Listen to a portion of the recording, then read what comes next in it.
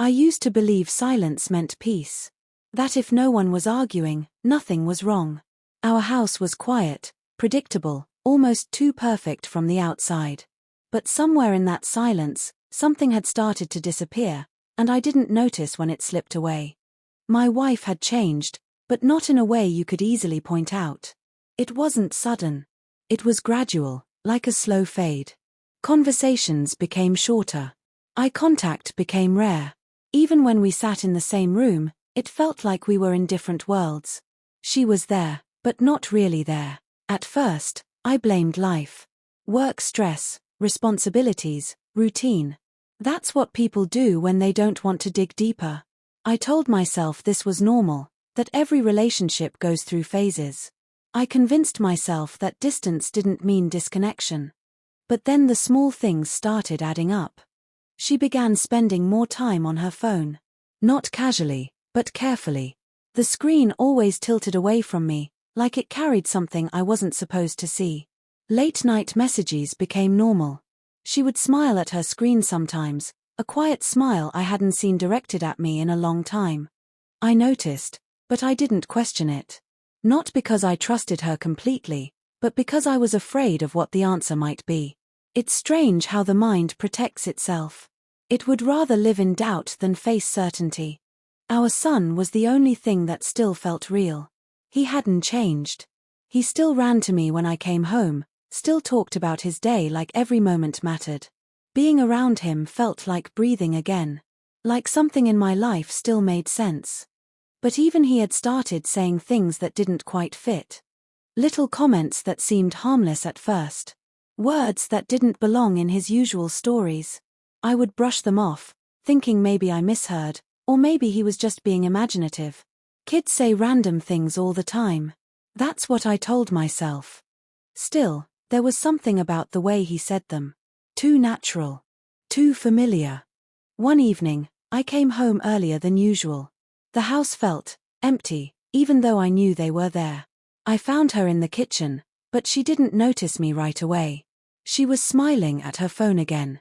Not just smiling, but lost in it. When she finally looked up, that smile disappeared almost instantly. It wasn't guilt. Not clearly. But it wasn't normal either. "You're home early," she said, like it disrupted something. I nodded. "Yeah. Thought I'd spend some time here for once." She gave a small, tight smile and turned back to what she was doing. Conversation ended there. Just like that. No questions, no interest.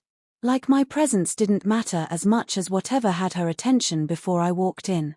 That night, we barely spoke. I lay awake longer than usual, staring at the ceiling, trying to understand why something felt off without having proof that anything was wrong. It's a frustrating place to be, feeling something deeply but having nothing concrete to hold on to. The next day, she seemed distant again. Not cold, not angry. Just unavailable. Like her mind was somewhere else, constantly occupied. And then, out of nowhere, she said it. "He can stay with you tonight." I looked up, slightly confused. "What do you mean?" "Our son," she said casually. "He wants to sleep in your room tonight." That wasn't unusual. He had done that before. But something about the way she said it made it feel different. Like she was offering it too easily, too quickly. Like it benefited her more than him. I glanced at him. He seemed normal, even excited. "Yeah, I want to," he said, smiling. I nodded slowly. "Okay. That's fine." She didn't react much. Just a simple good, before going back to her phone. That same screen. That same quiet smile appearing again. I told myself I was overthinking. That this was nothing. Just a normal night, a normal request. But the feeling didn't go away. It stayed there, sitting in the back of my mind, growing heavier. That night, as I lay beside my son, listening to his slow breathing, I couldn't shake the thought that something was shifting in my life, something I hadn't fully seen yet. Everything looked normal. But it didn't feel normal anymore. And sometimes, that's where the truth begins. The night started quietly, almost too peacefully. He lay beside me, closer than usual, like he needed that extra reassurance.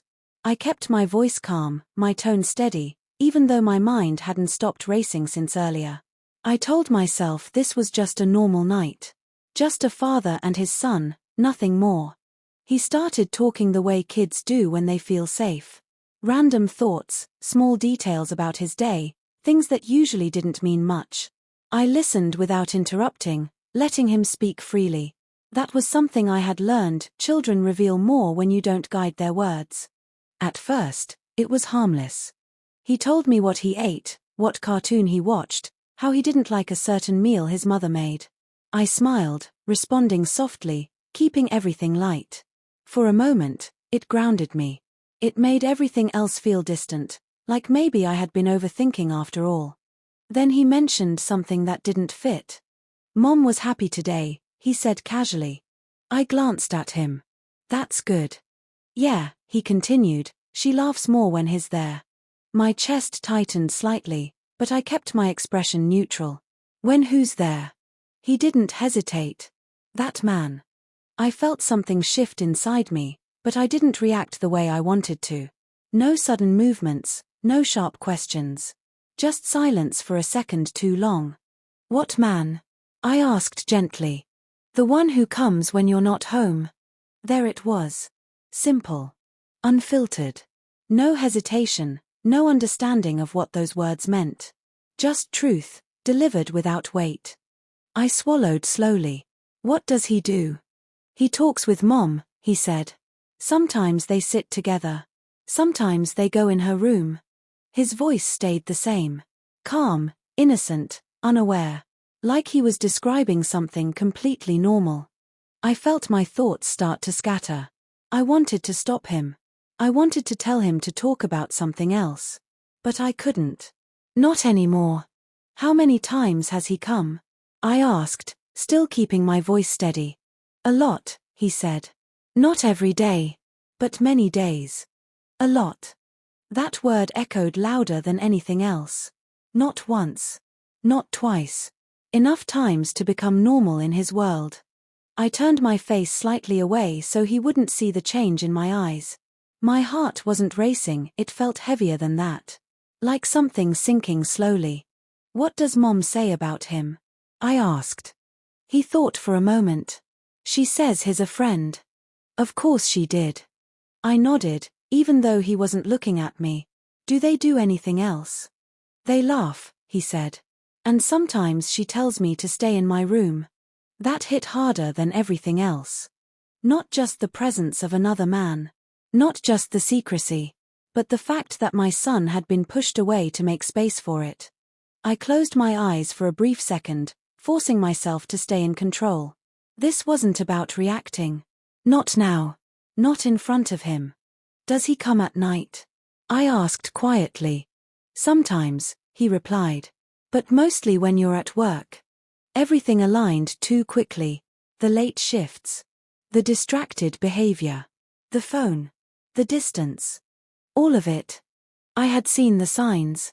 I just chose not to connect them. He shifted slightly beside me, getting comfortable. "He's nice," he added. That almost broke me. Not because it mattered, but because of how easily he accepted it. How naturally it had become part of his world. Something that shouldn't exist had already settled into his reality. I didn't respond immediately. I didn't trust my voice.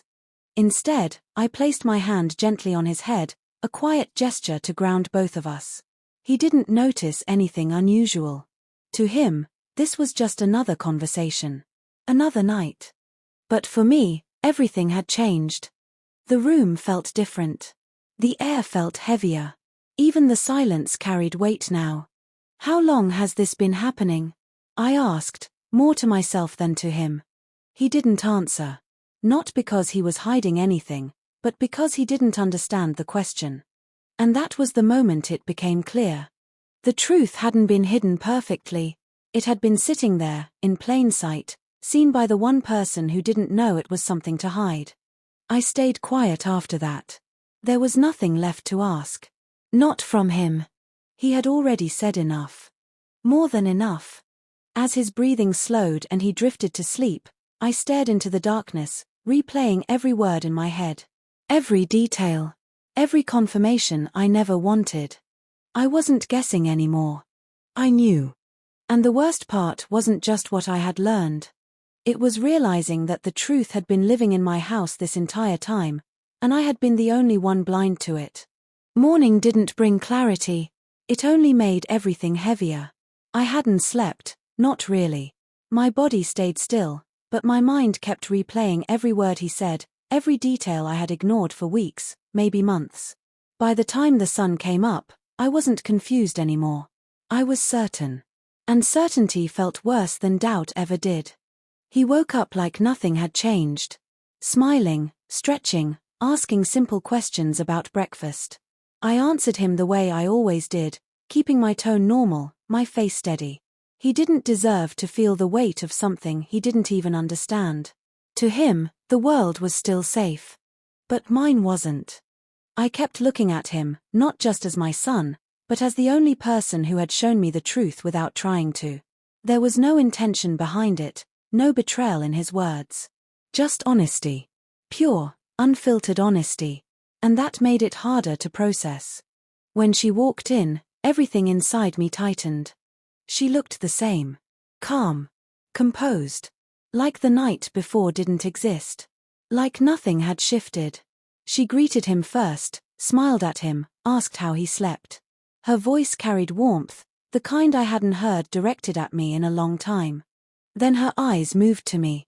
For a second, there was hesitation. Not obvious, not enough for anyone else to notice. But I saw it. A flicker. A pause that didn't belong in a normal moment. "You're quiet," she said. "I'm just tired," I replied. That part wasn't a lie. She nodded, accepting it too easily. Or maybe she just didn't want to look deeper. Avoidance works both ways. I watched her move around, making small talk, acting like everything was intact. But now every action felt calculated. Every word felt like it was placed carefully, like she was maintaining something fragile. And I realized something in that moment. She wasn't going to say anything. Not unless I forced it out. The thought sat heavy in my chest. Confrontation meant breaking whatever illusion was left. It meant turning something unspoken into something real. And once it was real, there was no going back. But staying silent wasn't an option anymore. Not after what I knew. I waited until he was out of the room. I didn't rush. I didn't raise my voice. I just stood there, looking at her, letting the silence build until she finally noticed. "What?" she asked, a slight edge in her tone. I took a breath. "Who is he?" Her expression didn't change immediately, but her eyes did. That same flicker again, only stronger this time. "I don't know what you mean," she said. It was automatic. Defensive. Expected. I didn't move.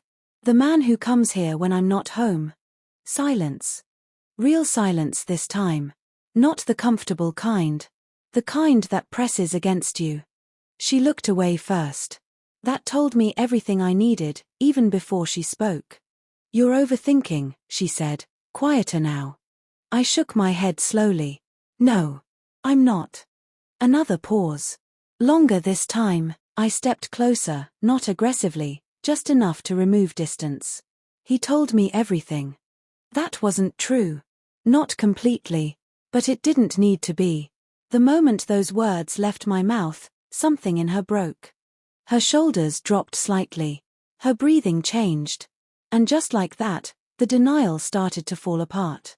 "It's not what you think," she said. That line. Always that line. "Then explain it," I replied. She hesitated. Searching for something that would soften it, something that would make it sound less damaging than it was. But there isn't a version of betrayal that sounds gentle. "It just happened," she said finally. I let out a quiet breath, almost a laugh but without humor. "It doesn't just happen. Not like that. Not repeatedly." She didn't respond to that. Instead, she shifted the direction. "You're never here," she said. "You're always working. Always tired. You stopped noticing me a long time ago." There it was. Justification. I didn't interrupt. I let her speak. I felt alone, she continued. Like I didn't matter anymore. He was just someone who listened. I nodded slowly, absorbing every word. Not because I agreed, but because I needed to hear it fully. So instead of talking to me, I said, "You replaced me." Her eyes filled, but I couldn't tell if it was guilt or frustration. Maybe both. "I didn't plan it," she insisted. "But you continued it," I replied. That landed. I saw it in her face. For a moment, neither of us spoke. The air between us felt heavier than anything we had ever shared before. Then I said the one thing that mattered most. "He knows." She froze. "What?" "Our son," I said. "He knows. Not what it means, but he's seen it.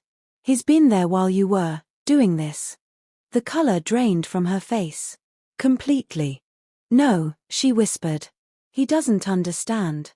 "He doesn't need to understand," I cut in. "He sees. He hears. That's enough." That was the breaking point. Not the affair itself. Not the confrontation. But the realization that it had reached him. That it had entered his world. I stood there, looking at her, and for the first time, I didn't feel anger. Not fully. What I felt was something heavier. Disappointment. Not just in her, but in everything we had built. Everything I thought was real. I kept ignoring the signs, I said quietly. I kept telling myself it was nothing. But it wasn't nothing. She didn't respond. "There's always a moment where something breaks," I continued. "You just don't hear it right away." Silence filled the space again. And this time, there was no pretending left. No excuses that could fix it. No words that could undo it. Just truth. And the damage it left behind after that, everything slowed down. Not in a peaceful way, but in the way things do when there's nothing left to argue about. The truth had already done its damage. There were no more questions that needed answers, no more doubts to clear. Just a quiet understanding that something had ended, even if we were still standing in the same space. We stopped pretending almost immediately. Conversations became functional. Short. Necessary. No emotion behind them, no effort to repair anything. It wasn't an agreement, we didn't sit down and decide this. It just happened naturally, like both of us knew there was no point trying to rebuild something that had already collapsed from the inside. Trust doesn't crack loudly.